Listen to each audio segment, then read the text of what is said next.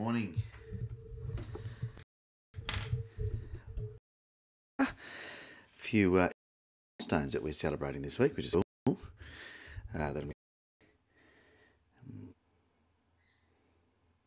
All right, I think we're back. Let's have a look and see what happens.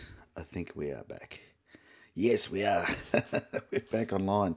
Holy moly, sometimes it just goes a little bit haywire here. All right, g'day. Who have I got?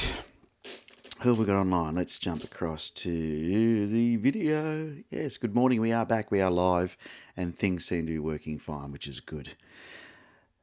I don't know why sometimes it struggles when I start it. All the fans start up in the computer. Maybe I need a little bit more grunt in the computer to cope with things. All right, good morning from Hong Kong. G'day, Tommy. How are you? Brian, things are crap where you are they? Big Oz, g'day. What else we got here? Tim McCusker from Florida. Rainy Florida. That's no good, mate. But it is that time of year for Florida, isn't it? You do get a lot of rain over there in the summer. What else we got there?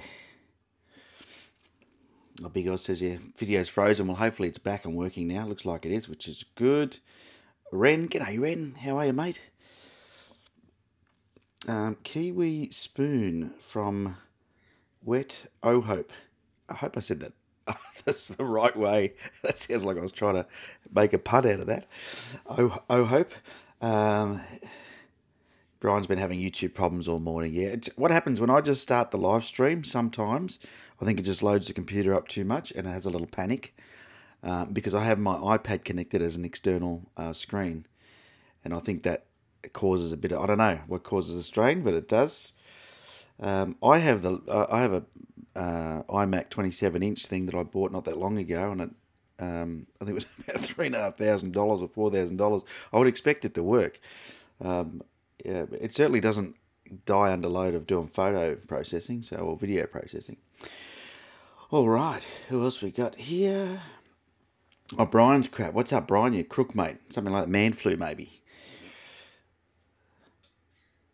BP Mar in Sydney. G'day, Ben. Another Ben. How are you? Josh, South Carolina. Reuven. Good morning. And that is the problem, is a Brian man flu. We don't cope well with man flu, do we? We struggle with the good old man flu. All right, we have got a big show today. I'll keep an eye on the chat box. Keep saying g'day, letting me know how you're going and what the weather's like where you are. Always interested to hear. But I'm in Sydney, and looking out the window, looks like the ice has finally come off the car. But when I got up this morning, there was lots of ice on my daughter's car out the front. She's got a black car that had a white roof.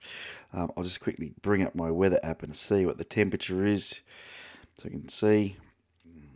Right now it is 4.9, so it's not too bad. 4.9 degrees out there, so that's nothing too bad. If you were in Melbourne, which is where Anthony Younghusband is, it's probably colder down there. The coffee capital of Australia.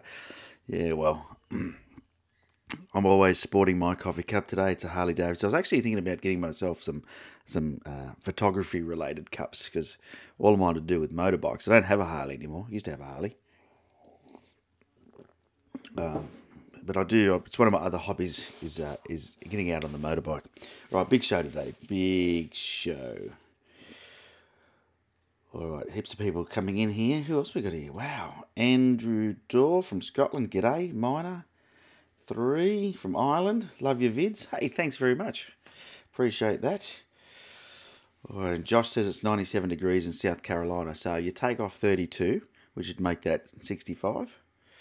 And then you divide it by 2. So that would make it about 32. Beautiful warm day.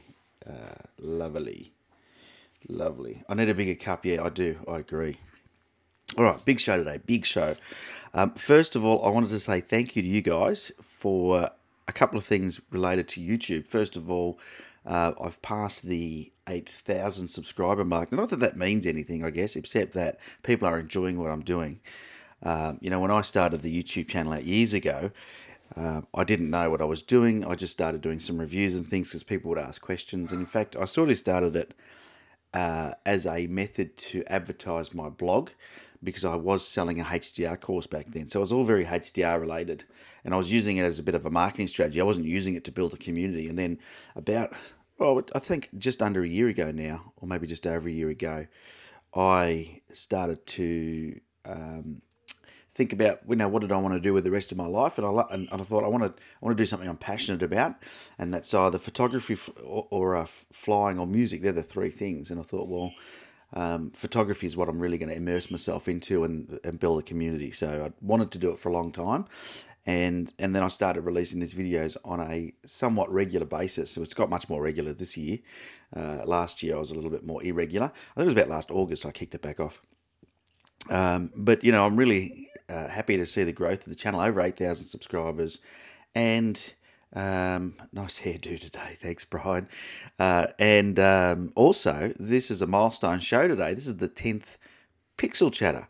And, I know I've had some feedback that people don't like the longer format show because it moves too slowly. But what I love about this show, which is unlike any other YouTube video I put up, is I actually get to interact with you. So, for us, and I think you enjoy that as well. We've got the chat, so we can actually interact. As where in the other YouTube videos, I don't get that opportunity. So this is the 10th Pixel Chatter. I'm going to keep doing Pixel Chatter because I really enjoy it. I've got, I don't know how many more images to go through and critique. I've got a lot of images, but I want to encourage you, if you do have some images, especially those of you that tune in every week, if you want to get another one of your images critiqued, if you've already had it done, whatever it might be, just send it in, and I'll be more than happy. All the details of how to do it are below in the description, and that'll give you a bit of an idea of how to send your images in for critique. Brian, 6 degrees. I'm just looking here. 27 degrees and rainy in Hong Kong, is it, Tommy? Yeah, well, that's also not unusual for Hong Kong, I don't think. But I'm not sure. All right. Now, another milestone for the On Three Legs community is the Patreon, which I released last week. I've got to say thank you to Stephen Cast, Ren, who's on here today, Ren Thielen, and Gianni Riggi. The first 3 Patreons that jumped in, and if you jump over to the Patreon page, it looks something like this, and you just go to patreon.com/on3legs, and you'll be able to find this page, and there's a link down below. I can't remember anymore where I've put the links, but anyway, you'll find it. They're the first 3 that have jumped in there as VIP members, and they've also got access to the VIP group. So if I jump over here, we have the very important group in the Facebook now, which is where, as you can see, we're having a good old chat in here. We're sharing images, and that's just with 3 of us in there. So you need to jump in there, come and have some fun, and for as little as $2 a month, you'll be supporting the On Three Legs community, supporting me to keep making and creating. And also, I'm going to make sure that you give back. A lot of people who run Patreon channels don't give back. So I'm giving back by way of that VIP community to be able to make sure that if you have a question or you want some help, you want an image critiqued offline in that private group, if you want some advice or whatever, you just want to join a fun community, then that's what the VIP group's all about. So as soon as you become any level Patreon, you get access to that group. Now, on that question, it actually leads me then to get into the questions, which I like to do. I've got 3 questions. I've got one from Tommy, from Viking, who's on here today. I've got one from Damien Parker. Thank you, Damien. And the other one, I've got a few people ask me, so I didn't have one particular person that I was going to sort of shout out to when I talk about this particular question. All right, let's get stuck into it. So, talking about the Patreon, the first question I had was from Tommy. He said, can I explain the different levels? Well, all the different levels are actually on the right-hand side. If I go back there, on the right-hand side, if you see where my mouse is moving there, I can make it bigger by shaking it. See that? On the right-hand side, all the different levels are there. And what I've done is I actually had a couple of high levels that included me doing some mentoring as well, because I want to do that at some stage, but I can only do it very limited. So I took them away because I can only really take 3 or 4 people on that I mentor one-on-one. So what I did was, the rewards are, you can come in for $2 a month, and that gives you access to that online group. And access to Patreon only feed. Inside Patreon there is a feed as well, and a warm and fuzzy feeling inside. You get that because you're supporting the channel. If you jump up to $5 per month, you get a shout out on one of my videos and probably my social media, where I will give your social media channels a plug to my followers. So it just gives you a bit more exposure. And then you can jump up to Webinar Junkie. Now, this was my idea because for $15 a month, I'm going to start running monthly webinars, sometimes bi-monthly, and they'll be training. So there'll be a 1 hour webinar on something very specific. It could be composition, it could be camera settings, it could be post-processing, it could be, how to use social media to get your work out there. It could be, it'll be based on a topic. It could be something about, how to use graduated filters properly, or how to do HDR, or, who knows. The idea was that I know a lot of you need help. I love getting help from other photographers. I'm in a couple of groups online, and I find it works really, really well to have a community that can help me. And if you can get a structured process where you're jumping into an online training every month, that's what that is. And then $25 a month gets you into the On Three Legs training and development.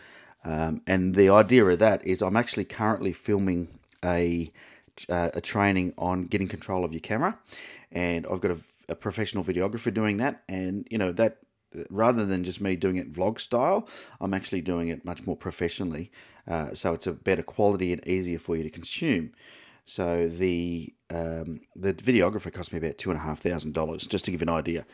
So I'm going to have to charge to access those trainings, but I don't want to charge a huge amount. So I thought if you jump into the monthly there, you get all those other previous things. But you'll also get access to all the trainings that I develop, and you'll have a hand in saying what trainings that we do. And the more people I have in there, of course, the quicker I can make trainings, because if it's too time consuming to film and edit a training. But I've got 18 different topics already mapped out. I'm starting with how to get control of your camera, which is using all the different settings in your camera, understanding what things like ISO, shutter speed, aperture, how it affects your image, different metering modes, and really get a good understanding of how to get your camera off of auto and into manual, so you can start to control the pictures you take. So hopefully that answers that question, Tommy. All right, let's just quickly go to the chat box and have a look. And Big Guy says, well, if people don't like the chatter, then they don't have to watch it. Yeah, simple. It is simple, isn't it? And I'm okay with that. And that's why I do the two different videos. I was actually toying with separating the channels, because I think the people that are subscribed to the vlog, that like the 10 sort of minute version, won't get then the notifications of the longest sort of streamed show. But it doesn't really matter. I'm subscribed to lots of channels. I don't know how many. I'm a YouTube junkie. And I've got some creators there that I am, I don't like the longer format shows of some of the creators that I follow because of the way they do it. Some of them I love. So I think, I like to have them in my newsfeed, because then I know which ones to choose and which ones to not choose. But so I think it's about just deciding what you want to watch. And, the good thing with these is they do get filmed later. And if you don't want to sit through the longer version where I waffle on a bit, you can always come back. Geez, my chair's noisy, isn't it? You can always come back to... you can always come back later and skip through whatever you want to skip through, is what I'm trying to say. Alrighty. Hey, Camera Crusade, you're on. We have one of your pictures on today. I will come back to that in a second. Oh, nearly I forgot to write down my notes here. All right. So that was that question. The second question was, why don't I have a round CPL for the Nikon? And after my previously released vlog, where I think it was a sunset shoot at Merimbula. And, sunset shoot at Merimbula. And I was showing you how to use the CPL, and you would have seen that it's a great big square one. Let me get one out. It's a great big square one. So I have this. This is my leaf filter kit. You can get an idea of how big it is if I put it next to my head. It's huge. It's a monster. But the CPL is this one here.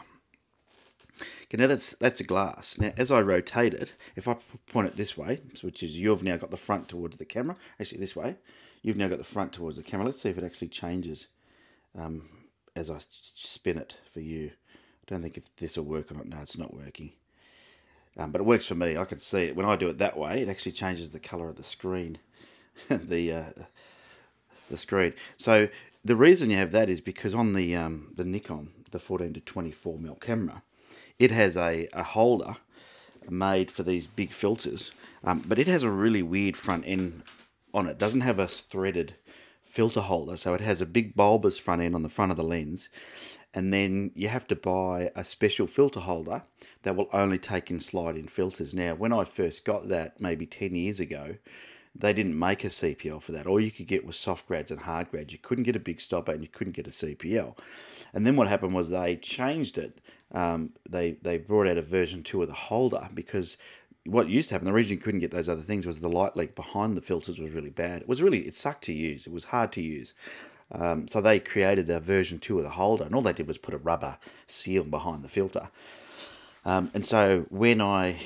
And that's what was making me sort of hold off getting another 14 to 24. When Lee Filters started releasing, well, when they released the version 2, I thought, you know what, I'll get the extra part for my holder, because it was the same holder, it was just that extra part, and I'll start using it. So that's why I don't have a round CPL for that lens. I do have a round CPL filter that screws onto a 77mm thread, but that lens won't take it, so you have to use that.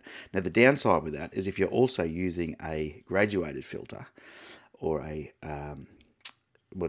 just the graduated filter, if you want it to be on the horizon, you can't tilt the filter left or right, or the holder left or right, to get the best result out of the circular polarizing filter. You have to find the best direction for it. So, it's always got to be square to the horizon. And so, I try the 4 different sides of the CPL, get the best result, and then start putting my other filters into the holder. So hopefully that answers that question, because I did have quite a few people asking me that question.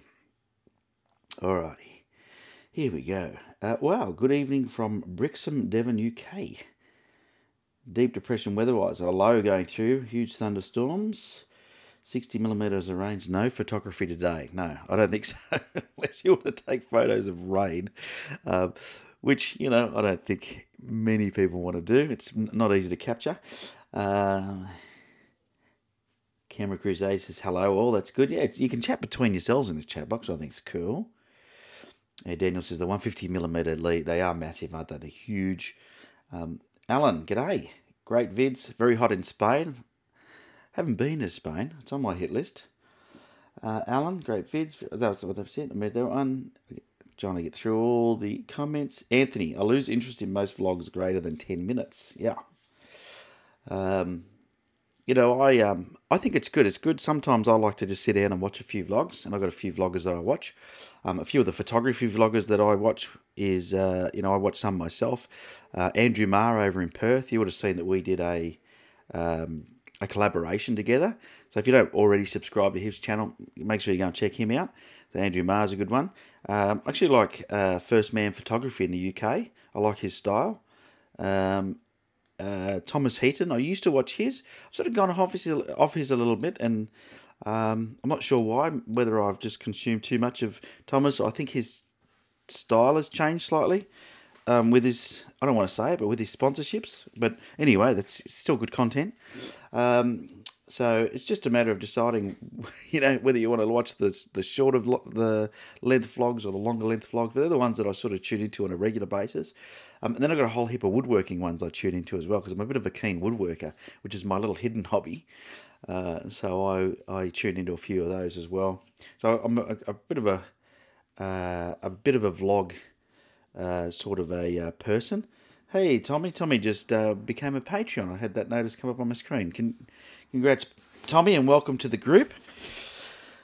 I will approve your VIP membership after the Facebook group after this, and I will send you an email to get all your social media channels. All right. Who else we got? Lee. G'day, Lee. Got the Mavic last week. Oh, aren't you in for a treat? The Mavic. I haven't flown my Mavic for a little while. Even when I was down in Merimbula, it was a bit hard because of the way the airport faced. And I say to everybody, and I know I sound like dad talking to their child, but I'm a pilot, and I worry about the laws changing if we're too irresponsible with our drones. Now, as a pilot, the thing that a lot of people go, but the plane won't fly here.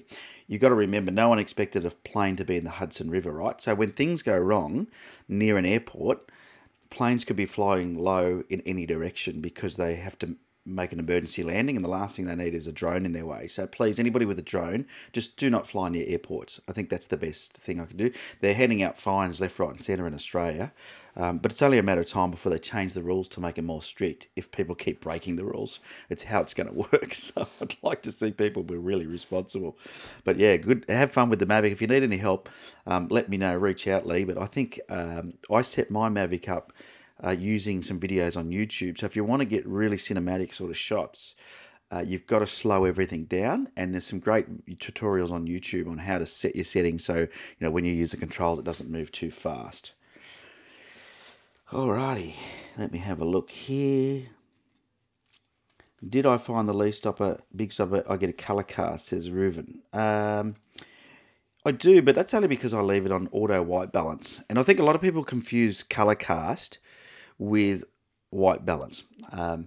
It's not a color cast. It's just that the camera gets confused. If I warm it right up, and I'm going to show you in a second. Actually, I'll show you. Yeah, let me show you that. I'll quickly show you because that's a good question. I have a preset to undo it in. Let me see. Let me bring up Lightroom. Oh, it's done this to me again. Where Lightroom's on the wrong screen. I don't know why it does this to me. Where is Lightroom? Give me Lightroom. I want Lightroom. I'm going to have to fix this problem one day. I don't know why it keeps putting Lightroom on the wrong screen and it won't let me move it. I don't know why. So I have to close it somehow. Okay, I'm going to quit Lightroom and reopen it. I'm going to have to work on that problem because it keeps happening every week. Let me open it up over here. Oh, it looks like it's opening up on the wrong screen again. Was it? Oh, no, it's come up on the right screen. I am just going to try and move it over. Why is it doing that?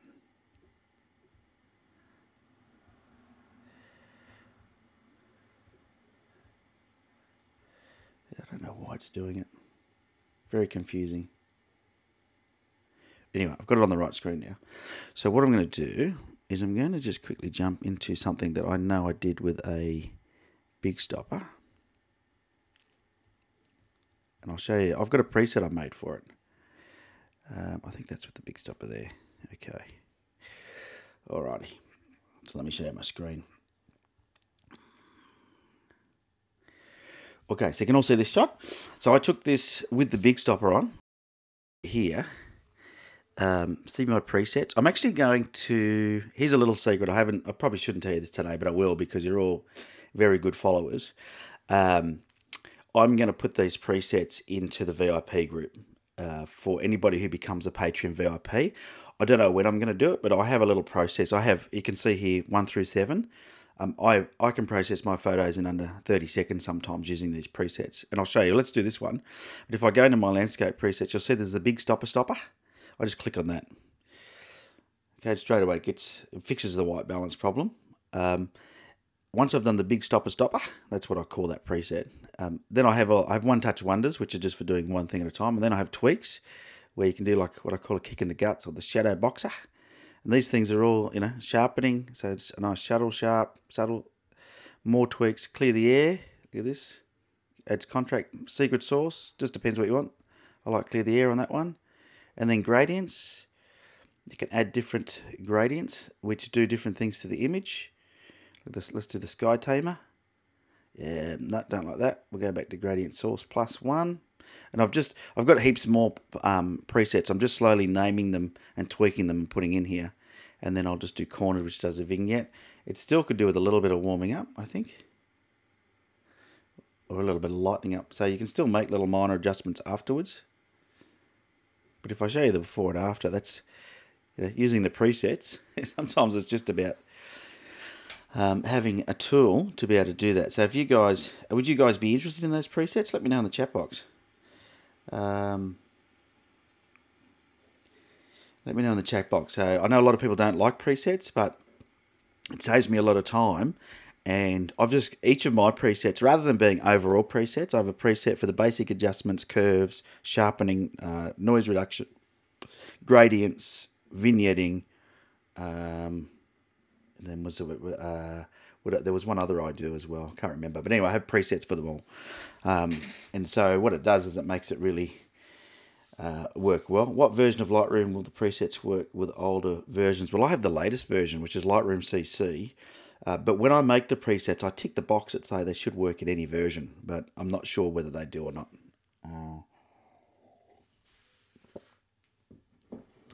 Yeah, so there is a blue color cast, but you get rid of it by warming up the image, because it's just, all it is the, if I go back to that image, all it is the white balance, the auto white balance getting a little confused. So you can see it's still a bit blue there. So you've just got to change the tint.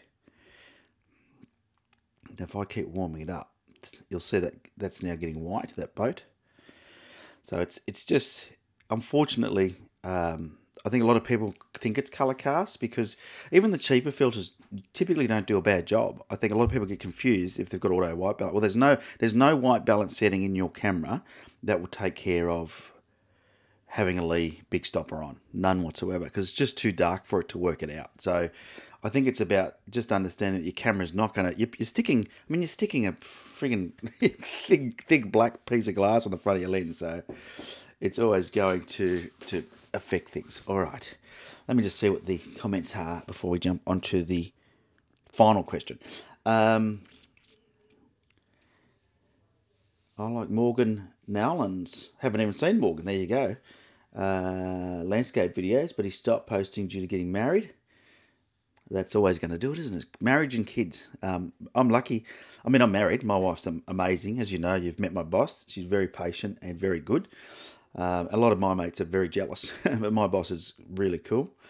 So I think she also enjoys getting out and about with me.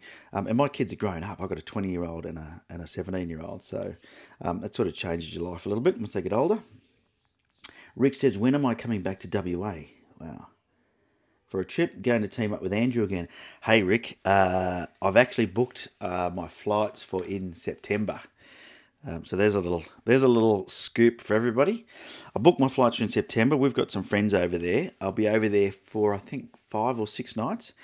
And I think Andrew might actually be out of the country. We have messaged each other. So we're not sure whether or not we're going to be able to team up. It's something that I thought would be a good idea. But we're not sure whether we're going to be able to make it work. I'd like to. And we'll see how we go. What is going on here? Okay, let's go back to this view. Yeah, so I'm not sure. But I'm going to be over there. And what I was thinking of doing, I don't know if people are interested in this or not, is maybe doing like a little mini photo walk where you meet up and we just go and take some photos and actually hook up in person. So yeah. All right, visual narrative. Going to purchase the f-stop Agenda bag. You're still giving a thumbs up, mate. You know what? The Agenda bag. So this is a good one. Visual narrative. He says, very close to purchasing the f-stop Agenda bag. Are you still giving a thumbs up? Ever had any problems taking it on a plane as hand luggage? No, I haven't. And yes, I'm still giving a thumbs up. It is the most comfortable, and I know this sounds like I'm giving it an amazing plug. It is the most comfortable bag I've ever used. Ever. Period. And I was looking for a bag for years. They're expensive, but my God, it's comfortable. They've just got it right. The other thing I like about it is that if I do go on a flight and they don't want to let me take it on board, is the inside unit with the most valuable stuff in it, you can pull out like its own little bag. But I haven't had any problems. I think because it looks like just any other backpack. It doesn't look like it's going to be heavy. And when you wear it, the way it supports on you, the way it sits on your back, it actually doesn't look heavy. It's really well structured. So I think that's one of the reasons. So yeah, I would highly recommend it. I know people are getting problems with supply, so you have to jump in there. Let's have a look.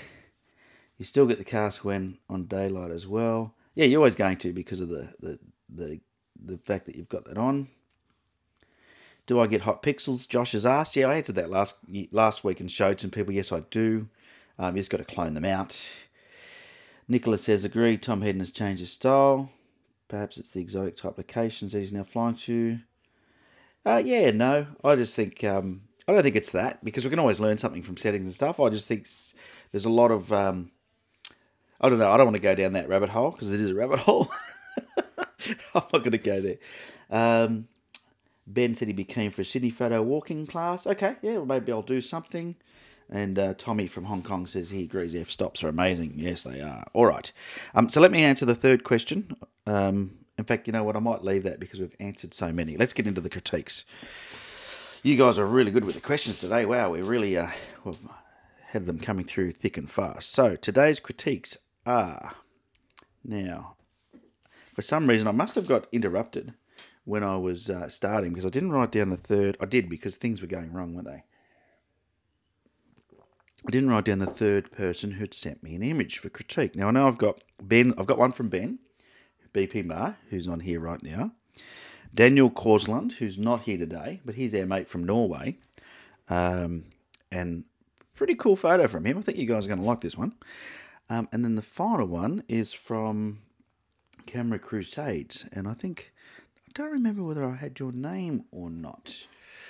Let me just quickly have a look at your image, but a pretty cool image.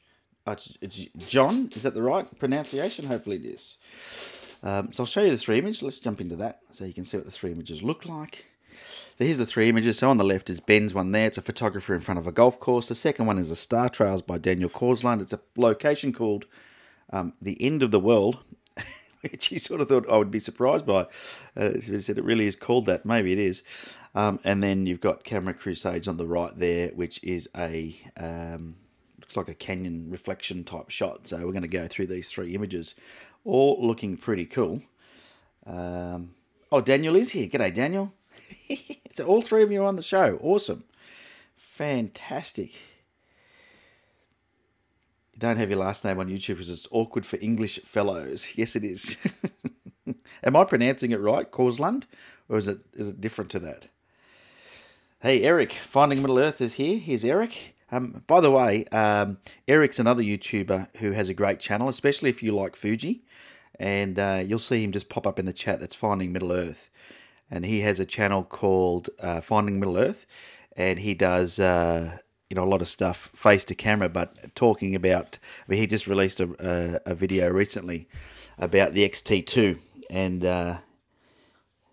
so jump over there if you're into Fuji in particular. He's a Nikon and Fuji shooter as well, but a good channel to follow if you want to follow another photographer. G'day Lee, Quimby. G'day Lee. All right, let's jump into these critiques. So let's start first of all with Ben's one. Hey Tim, good on you Tim. Tim's just joined the VIP group as well. Welcome to the Patreon group, my friend. I will approve your VIP admission. I don't know, what is it, VIP membership? Or I'm talking about the Facebook group. I'll just approve you once I get off this. Because I can't do too many things at once being a bloke. All right, so Ben, let's have a look at your image here. And I'm just going to read the notes here. He says, hi, I'm Ben here also. I've been following you for a little while now on YouTube and Instagram, and you've been a huge inspiration to me. Thank you for that, by the way. I don't think as a creator sometimes we realise the impact we have on people. But I've had people actually send me messages saying that I gave them purpose back for their life, that they were, in a state of, they had depression and they were watching my videos from their bed where they didn't want to get out of bed, they weren't motivated, and my videos motivated them to get out and take some photos. And it also, I'm an emotional guy, but that almost brings a tear to my eye to hear that. So thank you for letting me know that, Ben. I appreciate that. He said, I used to be into my photography quite a number of years ago, and I'm looking to get into my landscape photography and found your work very motivating. I've attached a photo I took a number of years ago. I haven't touched and edited the JPEG at all. I want to see how you approach an edit, resize and composition, etc. So this is a shot from Bali, Indonesia, I think. If I read the description, it says the photo was taken on a very humid day with not much activity in the sky. And he says, Ben says, I want to capture this photograph in focus in the foreground and have the distance golf course fill the background. Okay. So, still got the before and after on. Let's get rid of that. Let's get rid of this bottom pane here so I can make it as big for you as possible. There we go. All right. So, a couple of things. I think the photography here is the feature of this image, which is cool. And I think that's, it would have been nice to probably have seen a little bit more to the right, I would say, which means you've got to move to the left. I feel like it would be nice to see what the photographer's shooting. I agree, I can see the sky hasn't got much in it. The other thing, I probably would have filled the image up with a little bit more photographer, Ben. And the effect, you've definitely got this guy sharp. Let's have a look. Let's zoom in. Not zoom out, let's zoom in. There we go. Remember, I'm looking at a JPEG, so that's at 4 times zoom, 400%. So I can see the photographer's pretty sharp, which is good. And you can see the background's blurry, which is great. That works nicely. If I was to crop this down a bit, never be afraid to crop your images, by the way. The good thing about sharing on social media is that it doesn't matter anymore because it doesn't have to fit a piece of paper. You can crop it to any size you want and it's going to work. So because the sky's got nothing, let me just go back up. Because the sky's got no interest in it, it's just blue. If you just close it in a bit like that, the difference that it makes is all of a sudden the attention really gets drawn more to your subject. And I still think your subject's doesn't stand out enough. And that's a shame. It's just the fact that I think, I don't know what it is. I think it's that he's against that really busy, mossy background. And that makes it difficult. So there's not a lot you can do about that except desaturate the green. So you can actually select green, or the greens and yellows down here. I don't know if you've ever done this in Lightroom.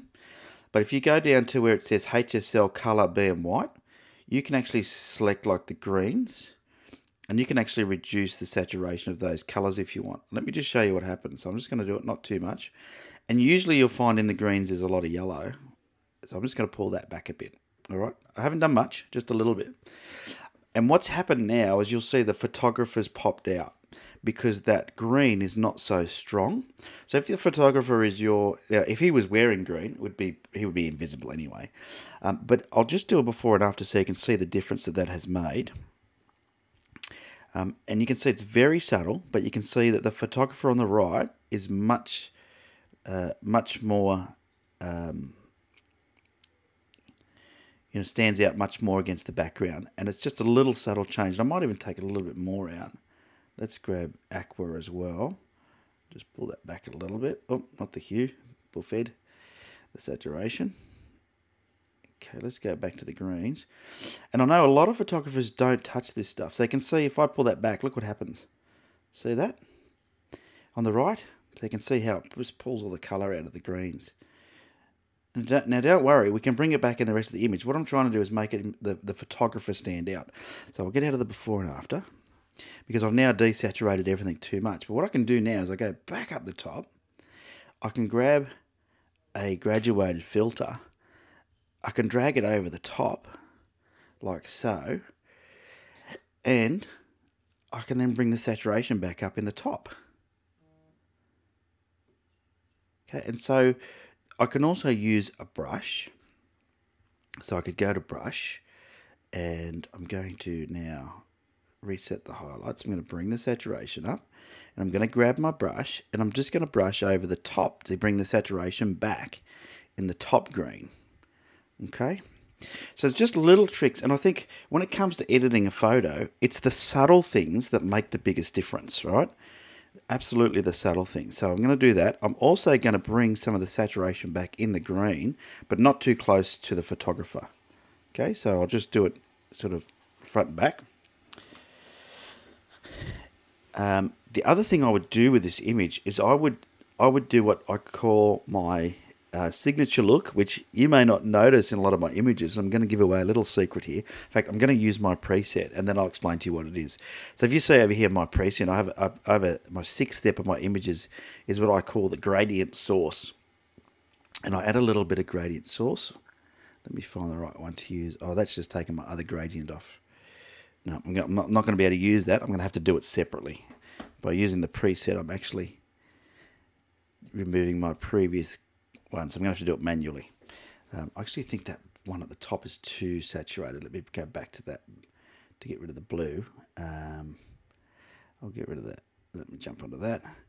And what I want to do is change the temp up just a little bit, just a bit too blue. There we go, something like that. So let me show you a little trick. Another way to really draw the eye into what you want is vignetting, right? Now, a lot of people think of vignetting in the style of, if we go to here, this type of vignetting, right? That's what you're thinking of.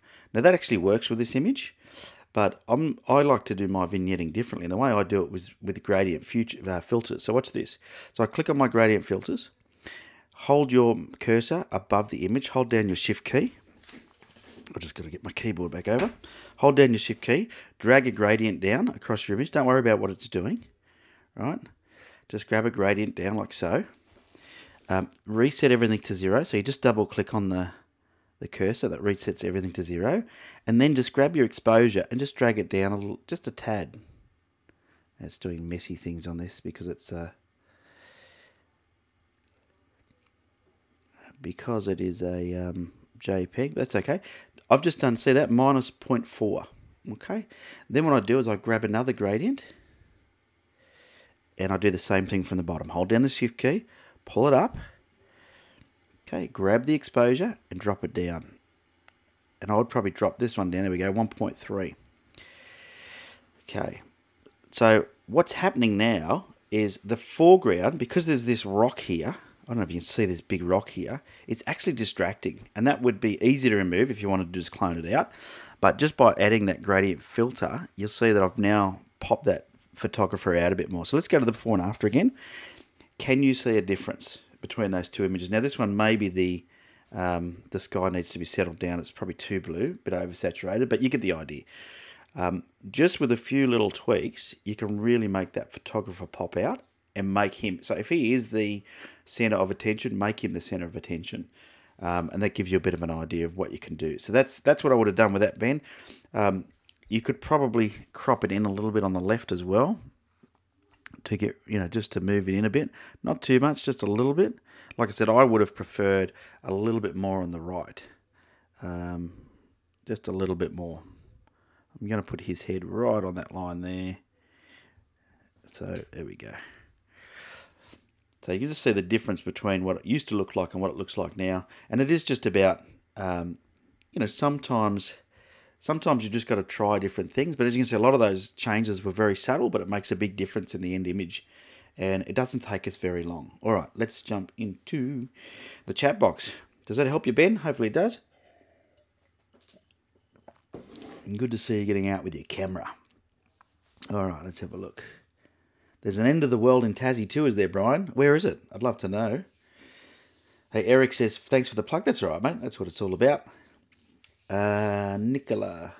Paul Johnson Satori Photography is a good YouTube style here in the UK. For anyone, the Simon Baxter does do the woodland photography well. Seen a few. He's good. Big Oz agrees. Visual narrative. Cheers for the f-stop reply. You're cool. That's fine. If I change my Kelvin to 10,000 km D810, it neutralises the blue colour cast from the big stopper when you preview your image. Yeah, probably does. Yeah. All right. Hey, you're welcome, Ben. Thank you for sending in your image. I really do appreciate it, because I know that it takes a brave photographer to put your image up for critique. All right, let's look at the next image. Wow. Wow, this is cool. This is Daniel's image. Check this out. Now, I have never shot star trails and stacked them. So I've got a confession to make. I'm going to critique this image from a photography point of view. I am not going to critique it from a star trails point of view. Because I can't. It's one of the things on my bucket list is to get out there and do the star trails. But this is pretty cool. This is pretty cool. And if you want to ask Daniel anything about this star trail stacking, what I've actually done, let me just show you quickly, is I've opened up their page. Let's read the description first and then we'll go into it. So this is called World's End, and he said this image lacks EXIF information as I use star stacks to make the star trails. So I don't have any EXIF information because it's a many shots. And Star Stacks, I had the software open here. There we go. It seemed a bit far. It didn't seem to have a website that was easy to find, but as you can see, you can go to starstacks.net by the looks of things, and it should redirect to this page, I think. But as you can see, it looks like it's free. It's a free download. So, and it's got all sorts of versions here. Got all the how to do it, how to use it, how to install it. All the frequently asked questions. So a pretty comprehensive little site for a free bit of software. And I think it's free. I can't find anywhere where it says you've got to pay for it. So if you're interested in doing star tracks or star trails, you can see it explains to you the process. Now let's just jump back into Lightroom. So many things about this image I like. And in fact, I wouldn't change much at all, Daniel. So, sometimes we get them on here where we just won't change them much. I don't know what I would change. I would probably just warm it up a tad. Because I feel like just a tad. Like I'm doing +8. Remember, my screen is calibrated. So if your screen's not calibrated, then you may... And I'm going to pull the reds out. That's going to sound strange, but there's a lot of red in here. And I think sometimes that happens with longer exposures. So, yeah, I'm going to pull those reds out. Pull the reds out. Even let's pull the oranges out.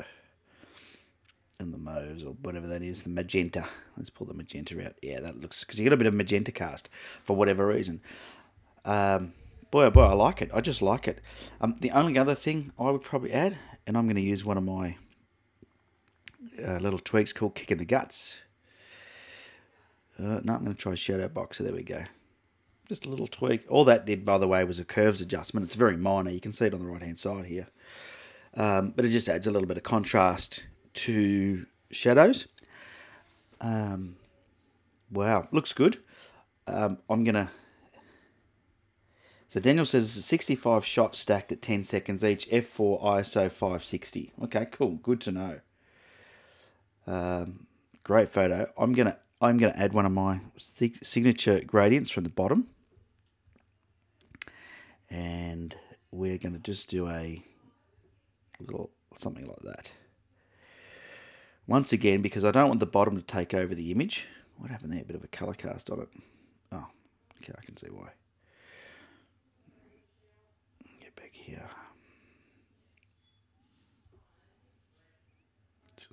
It's got the same temperature as the image. There we go.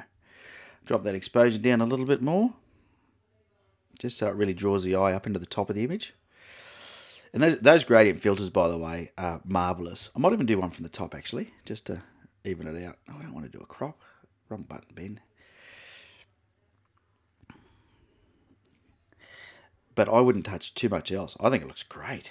Great image, mate. Well done. Yeah, I'm just going to darken that top up a bit. It is night time after all. And maybe just drop the exposure just a tad.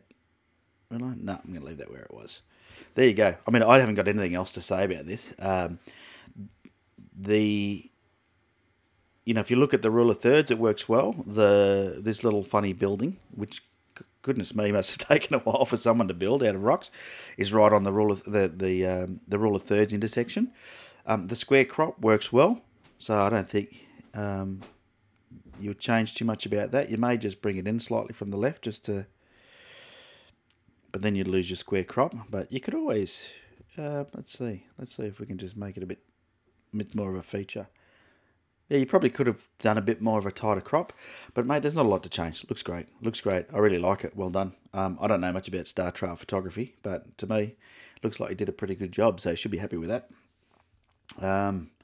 Only a few small changes. Once again, in your processing, don't be afraid just to add a few little bits and pieces. And yeah, because it's just about sprucing it up to what you want it to be. Let's have a look. Yeah, 65 shots stacked. So 65 shots at 10 seconds. So it must have taken you a while to shoot that. Over what time period was it, Daniel? How long were you doing that for?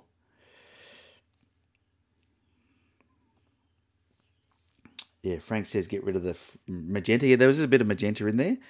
So I did my best to pull that out, but you know, you get the idea from a. Otherwise, it's a pretty cool photo. I like it. I like it. I like it. All right, let's jump into the final one, which is John's Camera Crusades. Let's have a look. See, get that up on the screen. I'll just check the chat box. What's going on in the chat box? How's everyone doing, by the way? How's everybody going? I've run out of coffee. It's never a good thing. I've run out of coffee. Okay, let's jump into this final image. Let me just quickly make a couple of quick things. There we go. All right, let's jump into this final image. Lightroom over there. Okay. Come on, let's do it. There we go. All right, so I don't have any caption on this, but it looks like it's a canyon of some sort. Wow, look at this rock, is amazing. Where was this taken? This is amazing, this rock. Check out this rock. Yeah, I want to visit this place.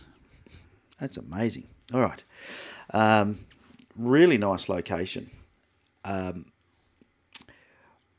think for me,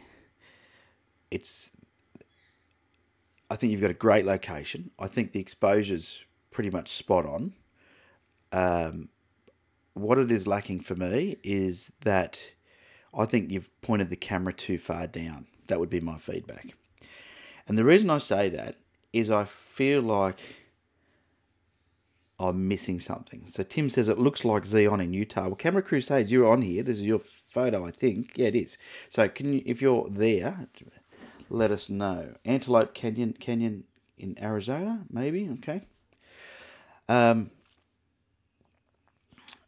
But as you can see, this is the sort of image, when you do reflection photography or reflections like this, it's the one time when you can really break the rules and you can put your, in fact, let's just go back. So let's look at it technically. I think the information's here, and then we'll go into composition. So it's shot at ISO 100, 32 millimeters, f16, 1/8 of a second. All that's fine. Not sure of the lens. Let's have a look. There you go, the 24-105 lens, f4. So I probably would have shot that at a maybe f11, f9, somewhere around that. You'll probably find that you would have got slightly sharper towards the edges, although it's pretty good. It's not too bad. I'm looking at a JPEG, so it's hard. But there's probably no reason to shoot at f16. So with your lenses, most lenses are going to be in their sweet spot somewhere between f7.1 and call it, I like f9 and f11 in there usually. And that's where you're balancing the depth of field with diffraction. Okay, so the smaller you make that aperture hole in your lens, the more light diffraction you're going to get as the light comes through. Now I'm getting a bit technical, but just trust me, you want to make sure that you do everything in your power to stop any artifacts entering into the image. So just shoot in the sweet spot. Most lenses, f9 to f11. Just keep that in mind. Most lenses, that is. Like these sort of kit lenses, that's where I'd be shooting them.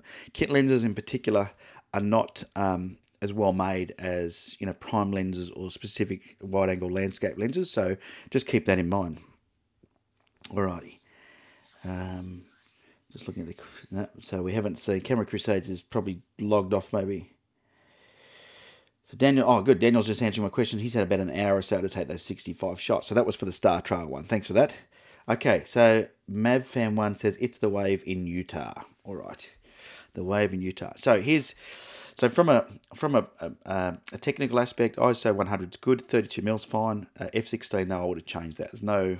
It doesn't seem to be any reason why you would do that. But unless you know that your lens works, maybe your lens works best at that. All right, let's jump into the composition.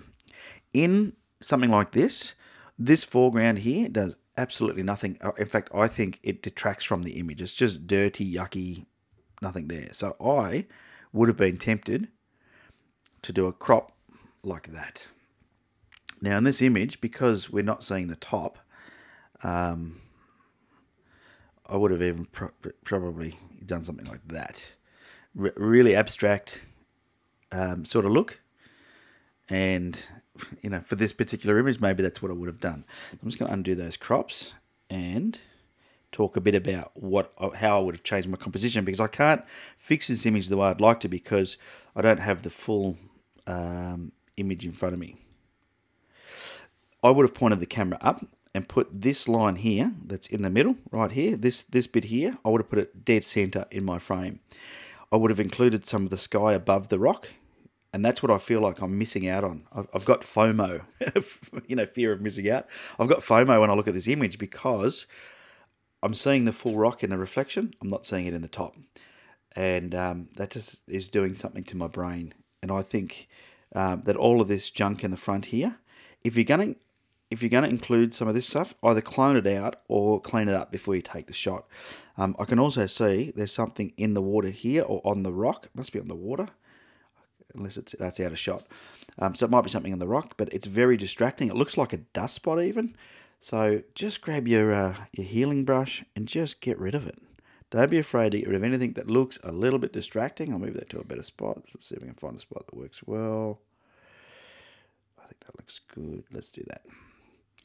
Don't be afraid to get rid of something. You can see the difference straight away that I've got rid of that spot. It looks better. Be okay with just getting rid of things that are distracting. This is art. Your art at the end of the day, so you can do whatever you like with it. No one's going to hold that against you. And by the way, because this is not the way I would have composed this shot, doesn't mean it's not a good shot. If you like it this way, that's cool. It's your art. You can shoot it however you like. But my feedback would be, tilt the camera up, remove this foreground, get the top of this peak in the top of the image as well, and then you'll have a better shot. Like I said, if it was me having this shot now, I would definitely be trying to work out how to, even something like that might work well. See, that works quite well too as a little pano. But I would probably try and just lift the shadows a bit on the right hand side. Yeah, I could do that. Just warm that up a little bit. Yeah. And then, yeah, something like that. But that's definitely for me, I would make sure. So if you're going to do a reflection shot, try and, because it's like cutting the head off a person, in my opinion.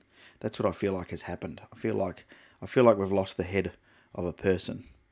I know that's a bit dramatic, but that's what I feel like. I feel like something's missing.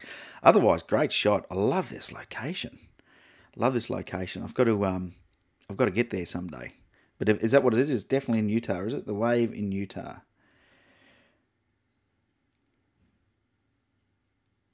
Yeah. All right. So there you go. So that would be my feedback on that one. Not too much to change, except just point the camera up. And when you do reflections, be okay with putting it dead center in the middle, because you can get away with it. There's no reason you can't do that.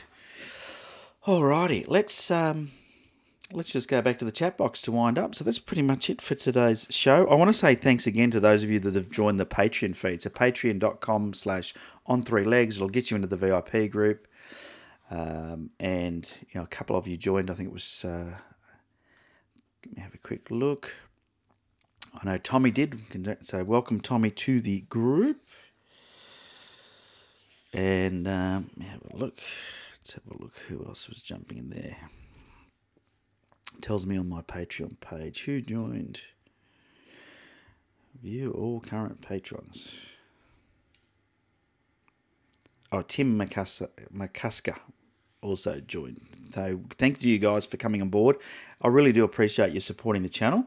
And, I'll give you access to the VIP group straight after this live stream. I can see Christian saying he's got a problem. I get a load icon quite often and have to reload the page. But as soon as I load, the stream continues. Yeah, I'm not sure. I'm not sure why that is, but it's probably something to do with the internet connection maybe. Frank Crispo, he actually thinks it's Arizona. Yeah, I'll have to find out. I'll email him and find out. Mavfan1, definitely the Wave. Google it. Okay, I'll Google it. Justin says, hi, finally made it while still live. G'day, Justin. Where are you and what time is it? How does that How does that affect? Like, are you normally in bed at this time, or going to bed, getting out of bed? I'd be interested to know. Rick says, my first Pixel Chatter inspiring. Hey, thanks, Rick. Thanks for tuning in, buddy. Hopefully you enjoyed it. Like I said, it's not for everybody. I say that in the description. I say it's not for everybody, but somebody always turns up. Today, I think we've got about 38 people on here live. So I know somebody likes it. So we're going to keep doing it, which is cool. Am I still using the 16 to 35 for landscape? No, I'm not. I'm back to using my 14 to 24 millimeter lens, which is the sort of the mecca of landscape lenses, if you like. I just really like it because it has minimal distortion, super sharp, no matter what aperture I use, and I've got the filter kit for it. So I thought I may as well get another one and utilize that filter kit, because otherwise I'm just have that filter kit sitting there doing nothing. All right, let's have a look here. Brian says, sorry I meant to join, but the missus crashed her car the other day. Oh, geez, Brian, I hope she's all right. Cars can be replaced, people can't, so I hope your wife is okay. Alan says, my first as well, great stuff. Hey, Alan, glad you enjoyed it, buddy. Come back again next week. We'll do it all again. Justin's in Bendigo, Victoria, but yeah, kids' breakfast and sleep-ins, yes. I understand. Especially if you've got younger kids. But good to have you on here live, Justin, you know. Shoot an image in, by the way. If you want to get your image critiqued on Pixel Chatter Live, the instructions are in the description below. I'm going to add to that, because what I thought I would do for anybody who sends in an image, I think what I should be doing to do the right thing by you is actually plug your Instagram or your Facebook page or your blog or your YouTube, whatever it is you might have. So when you provide me with your images, also stick in how people can follow you. And that way, if the photos that I'm showing you like, then you can go and follow the person as well. The other thing I would encourage you to do is in this chat box with the other people that you're interacting with, stick your Instagram or Facebook page in the chat box now. Don't do it during the show, but you can do it now at the end of the show here, and let other people, you know, follow you. Start following each other and helping each other out, because I think that's really important. Am I still a big fan of your Really Right Stuff tripod? Yes. There's, you know what, I think I wrote about that in something recently. I can't remember. I think I did. Was it the last newsletter? And by the way, if you're not getting the newsletter, you can get that by going to my website, opt in for the ebook, and that joins you up to my newsletter list. I think last week, the newsletter I sent out, I actually mentioned it because I was asked the question. I can't remember if it was there or was it in a Facebook post. Anyway, the Really Right Stuff tripod, whilst it was expensive, now I was lucky. I bought it when the Australian dollar and the US dollar were almost at parity. For me, that worked well, being in this country. But the Really Right Stuff tripod I've had for years. I have trashed it through sand, rivers, rocks, dropped it, crashed it, fallen on it. I've done everything to it.